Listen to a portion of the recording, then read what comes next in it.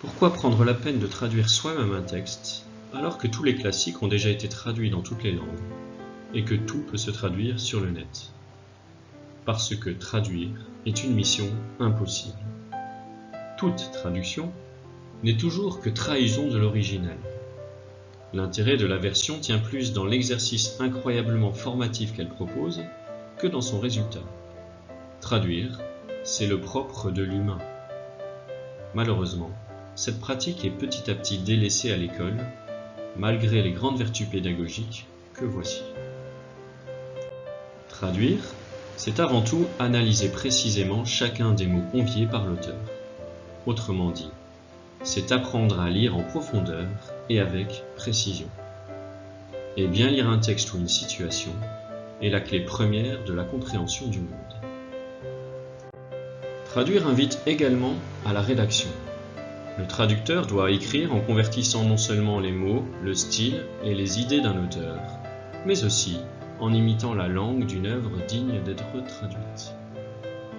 Par cet acte, le traducteur améliore la connaissance de sa langue maternelle.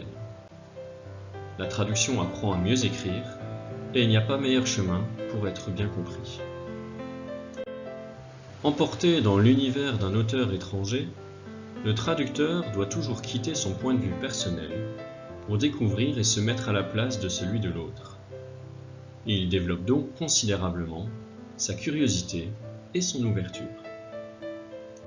Le traducteur est toujours amené à trouver le juste milieu entre la langue de l'auteur et la sienne, entre les idées de l'auteur et sa propre interprétation. En traduisant, il accroît son sens du dialogue, de la synthèse et de la modération. Une traduction n'est jamais parfaite. Elle ne correspondra jamais totalement à la version originale. Comme la vérité réside dans la variété, il n'y a jamais deux fois la même traduction d'un texte. Par cet entraînement littéraire, le traducteur apprend donc à rester humble en percevant la relativité de son savoir et en s'éloignant de tout radicalisme.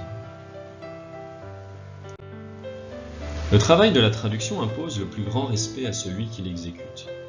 Quel que soit son avis ou ses conceptions, le traducteur se doit de convertir le plus fidèlement possible dans sa langue l'idée d'un autre. Il ne peut la juger, il doit livrer une version neutre avant de peut-être la commenter. Par cette habitude, il apprend à écouter avant de s'exprimer. Internet a considérablement intensifié le flux d'informations. Mais en contrepartie, ces échos sont souvent interprétés, tronqués, déviés ou même faux. Par sa pratique, le traducteur aime toujours vérifier l'information à la source en remontant aux déclarations exactes de l'auteur. L'exercice de traduction exige la plus grande rigueur de la part du lecteur. Il est de son devoir d'approcher autant que possible la version originale. Ce travail l'entraîne donc à devenir de plus en plus précis.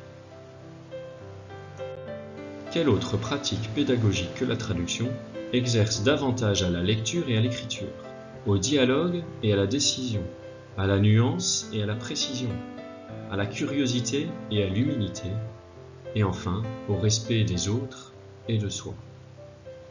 Dans l'enseignement secondaire d'aujourd'hui, seuls les cours de latin et de grec travaillent encore cette pratique irremplaçable pour qui veut rendre le monde plus humain. L'acte de traduire, que nous pratiquons en réalité à chacune de nos rencontres quotidiennes, est une attitude qui nous éloigne de la barbarie et qui cultive notre humanité. Umberto Eco disait d'ailleurs « La langue de l'Europe, c'est la traduction ».